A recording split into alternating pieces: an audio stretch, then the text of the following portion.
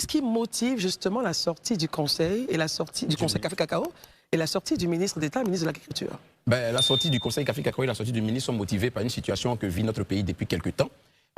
Il est constaté en fait que des produits, des fèves de cacao jusque-là n'ont pas encore pour certains été enlevés. Parce que quand généralement on finit la récolte, il y a des expositions, pardon, des transpositions dans la coopérative et puis après c'est acheminé vers les usines ou bien vers les exportateurs pour partir à l'extérieur.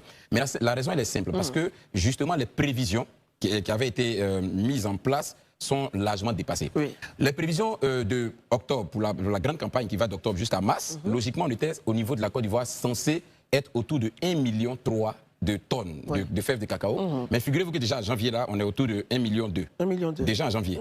Donc, si on veut faire un ratio, ça veut dire qu'on a environ encore une bonne partie, une centaine, disons, de milliers de tonnes qui sont encore attendues jusqu'au mois de mars. Donc, c'est au-delà de la prévision. C'est le premier élément. Mais c'est dû à quoi? C'est dû au fait que dans un premier temps, l'État du Côte d'Ivoire a fixé, si vous vous rappelez, le kilogramme de cacao brochant à 2800